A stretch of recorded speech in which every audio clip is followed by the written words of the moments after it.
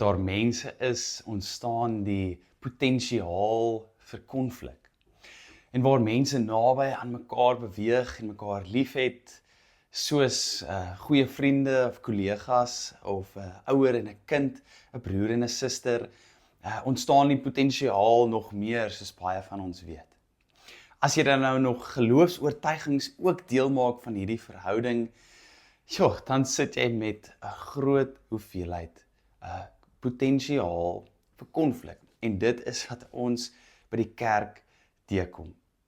In die brief aan die gelowiges wat in Rome is, skryf Paulus aan mense wat sukkel met konflik, aan mense wat naby aan mekaar leef, aan mense wat mekaar liefhet, aan mense wat verdeeldheid ook beleef. En Paulus gee vir hulle riglyne. Hy gee vir hulle 'n padkaart, hoe om te onderskei in hierdie tye van konflik, in hierdie tye van verskille, in hierdie tye van verdeeldheid. Ons gaan saam lees uit Romeine 14 vanaf vers 1.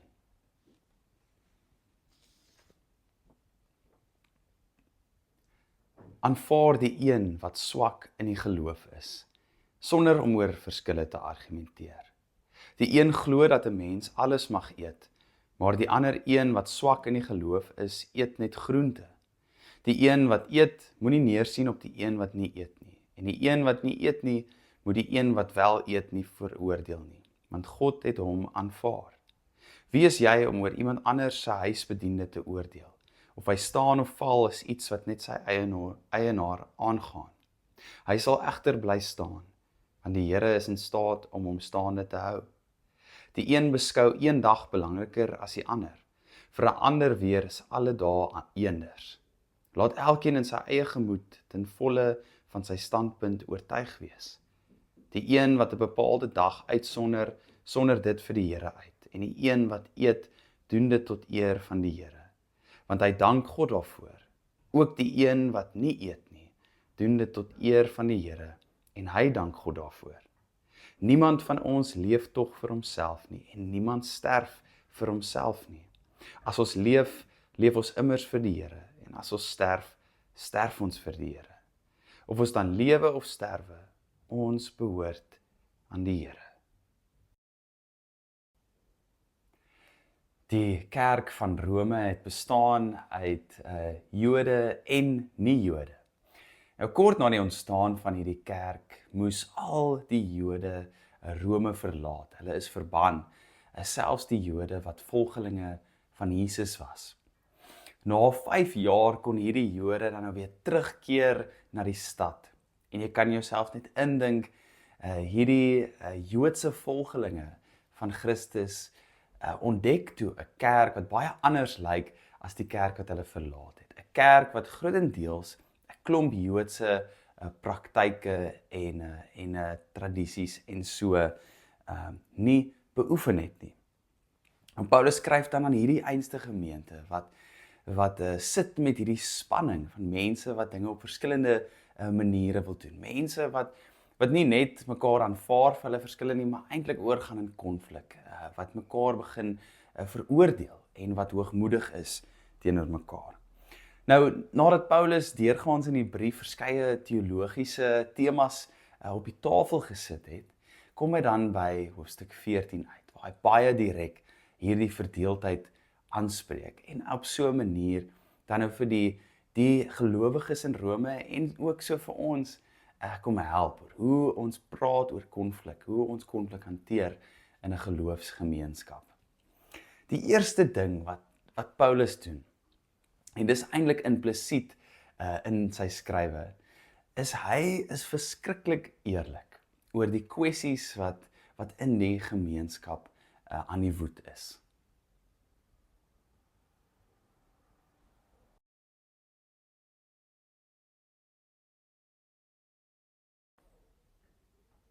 Wanneer Paulus praat van sekere mense se dieetvoorkeure, of hulle groente eet of nie groente eet, of wanneer Paulus praat van sekere dae as heilig hou, dan is hy nie besig om voorbeelde op te noem nie.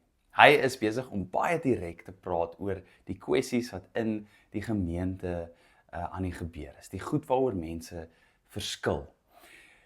Paulus begin hier, want dit is baie belangrik om eerlik te wees en reguit te praat oor die probleem. Hoekom?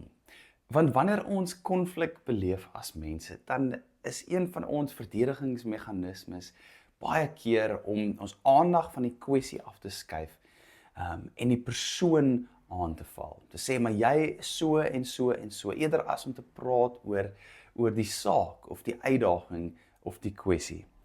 Paulus sê, nee, kom ons hou hierdie dinge voor oë. Kom ons sê nie mekaar sleg nie, kom ons praat direk. Dit gaan oor, sekere mense het sekere dieetvoorkeure. Ander mense het sekere voorkeure as dit kom by praktyke rondom die Sabbat. In terapie sien mens baie keer dat mense gehelp word om die kwessie te identifiseer. Om nie teenoor mekaar te staan nie, maar eintlik saam te staan en dan die kwessie te bekyk en ons aandag daarop te fokus. En dit is waar Paulus ook begin. Vir hulle te sê, julle moet saam staan en hierdie goed identifiseer en dan kan ons eers verder praat. En wat sê Paulus dan? Paulus sê, kom ons begin dan nou die gesprek met die erkenning van ons identiteit as 'n geloofsgemeenskap.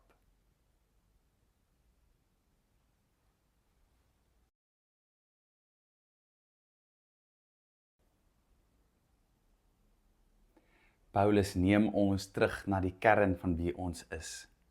Hy sê wat julle 'n geloofsgemeenskap maak, is nie gedeelde praktyke of oortuigings nie, maar dat julle elkeen aan God behoort. Wat jy maak is nie jou taal nie hoe jy groot geword het, nie na watter skool toe jy gegaan het of wat se werk jy doen nie jou stokperdjies nie jou aanbiddingsstyl of hoe jy bid of sing of wat ook al nie of jy 'n Jood of 'n nie-Jood is nie. Die feit is jy behoort aan die Here.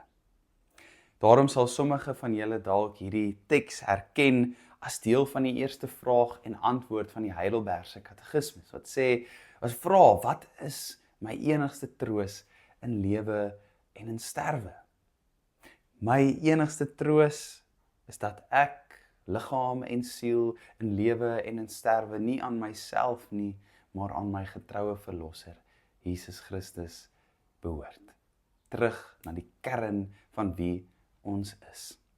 En omdat ons aan God behoort, omdat ons hierdie identiteit van mekaar kan herken in geloofsgemeenskap, moet ons ook mekaar dan kan aanvaar.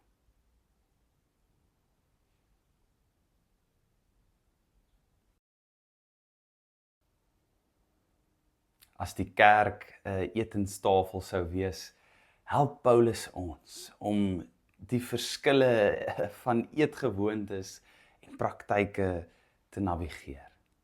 Deur te begin by die erkenning dat ek bloot hier aan tafel kan sit omdat ek genooi is, nie omdat ek die regte dinge eet of op die regte manier eet nie.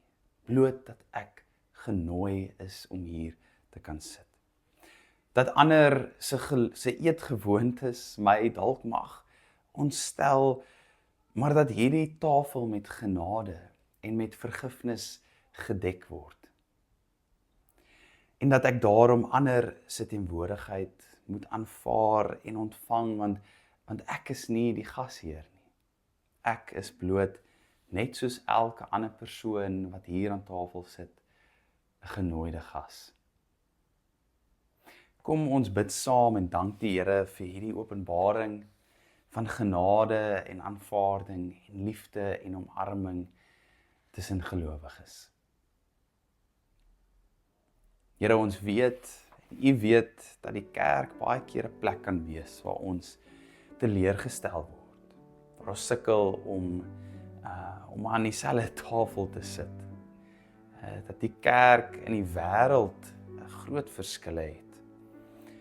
En Here, ons gebed is dat U ons mag help, ons getuienis as U liggaam, dat ons dit mag leef in hierdie wêreld, dat ons nader aan mekaar sal beweeg. En dat wanneer daar verskille is en wanneer daar konflik is, ons steeds mekaar sal aanvaar omdat ons erkenning gee aan elkeen se identiteit as iemand wat behoort aan U. Here, mag dit die ding wees wat ons onthou van mekaar en van onsself. Dat dit die eerste en die laaste is van ons lewens, die vraag en die antwoord, ons enigste troos, dat ons in lewe en in sterwe aan U behoort.